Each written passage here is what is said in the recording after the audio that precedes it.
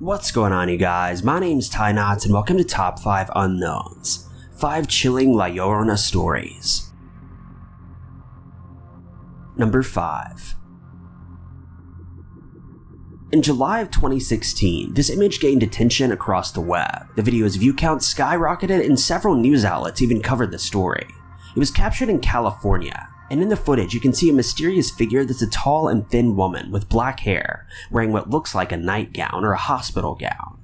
According to witnesses, the woman appeared out of thin air and stood in the middle of the road, making little to no movement at first. Despite the fast cars speeding through traffic which dangerously come close to the woman, she's unresponsive. It's as if even though she's aware of the traffic surrounding her, she doesn't even care. A driver stopped on the side of the road, waiting on a light, and instinctively snapped this photo on their cell phone. The figure allegedly vanished once the traffic light turned green and allowed other cars to drive through. Some witnesses claim that just as she appeared, she vanished in midair with no trace that she'd ever even been present. Others on the scene, however, explain that the woman simply walked away once the light changed, so it's unclear what the truth is without more visual proof. The driver that caught this photo immediately posted it online, where it sparked attention of social media users in the surrounding area. The first responses were made by paranormal believers and fans of folklore. These viewers concluded that the woman was very clearly the ghost of LLorona. This assumption was made based on her appearance and location of the photo. The intersection where this encounter occurred was just a few blocks away from a local body of water named Duck Pond.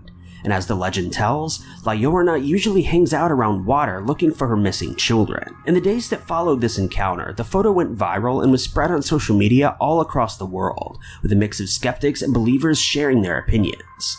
Later on, the police chief of the area reported that several concerned callers contacted police about the situation. As a result, authorities released a statement claiming that the figure was a mentally unstable man in a white gown who was later assisted and taken to a hospital.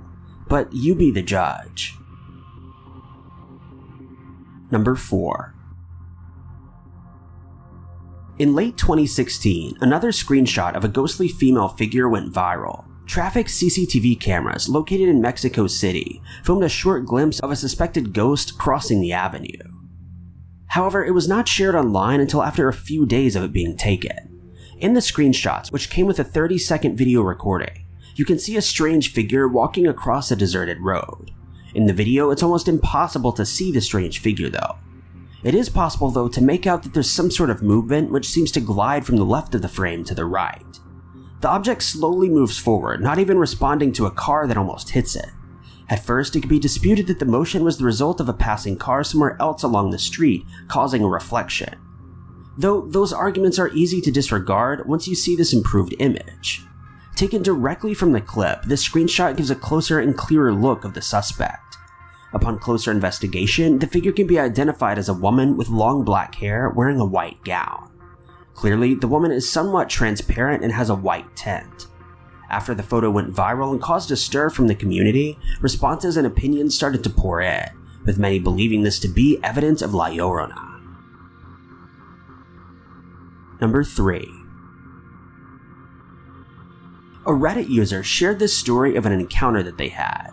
The child in the story, referred to as C, lived in Mexico when they were 8 years old. He says, "My uncle, a skinny 60-year-old, was taking care of us. As the sun started to go down, it got colder, but it didn't matter because we kids were having fun. Around 10 in the night, something in the air changed. All of us stopped in our tracks and looked around. It was as if our bodies were engulfed by fright. And then we heard it. The sound of a shrieking woman in terror.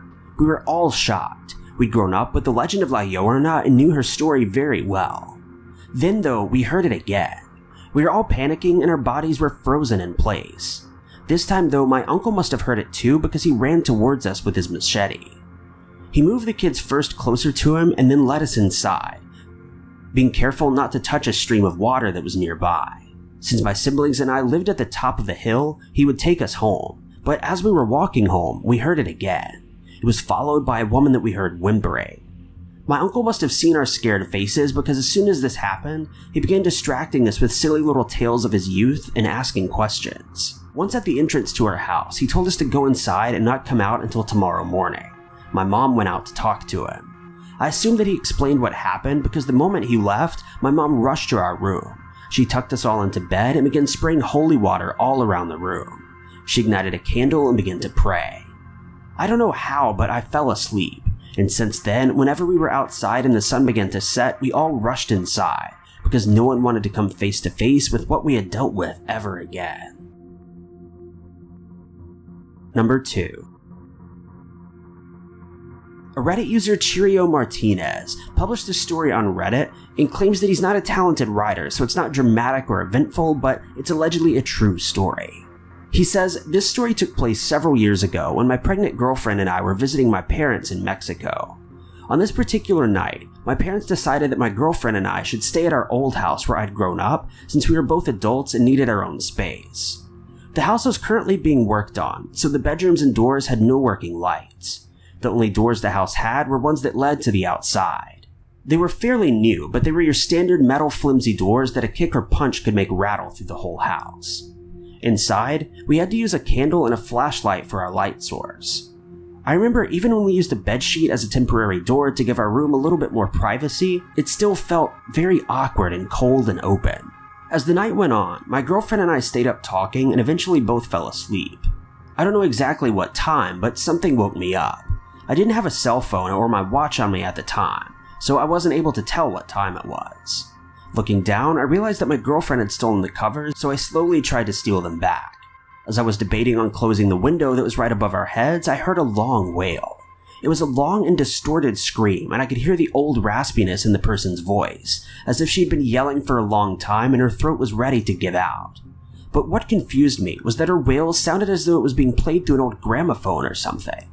I don't know if it was the scratchiness of her voice or what exactly, but it sounded like a creepy old record playing over and over. My girlfriend started to stir and woke up. I don't remember if I woke her up on purpose, but either way, I wanted her awake so that she could hear the wails too. I was both excited and scared at the time, and a cold chill was traveling down my spine just to reinforce this fear. The wails grew louder, making it seem as if she was slowly heading towards us. Another wail passed by, echoing into the house.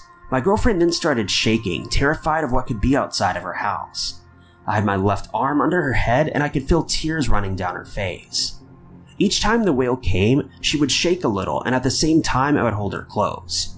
The wails eventually came to a peak where it sounded like she was right outside our window, and I did the only brave thing I knew to do.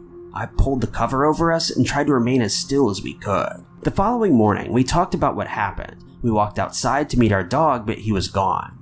We never saw him for the rest of the trip. He would usually come around, but we told ourselves that maybe he found a place with better owners who could feed him better.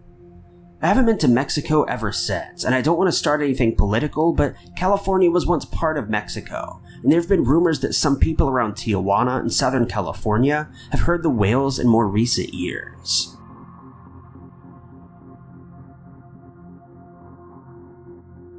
This final story was shared by Reddit user NM Nurse, and she says, my mom was 10 years old and lived near a small ditch next to a highway.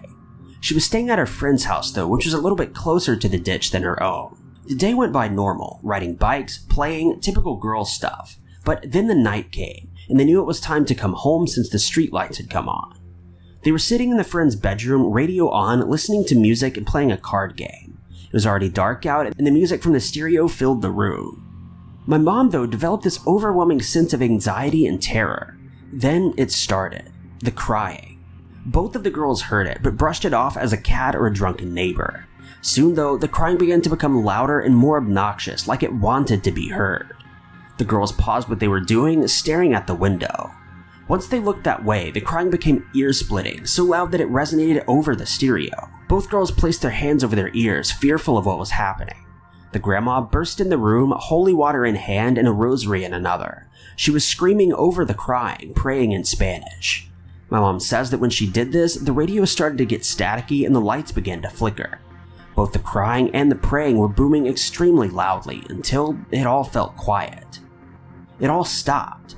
The grandma said a prayer over my mom and her granddaughter and made them go to the living room, instructing them to not return to that room for the rest of the night and not to look out the window. My mom returned home in the morning, not speaking of what happened. Even when she tells the story now, an overwhelming sense of fear takes over and she gets goosebumps. Thank you guys so much for watching. If you like this video, be sure to click that like button.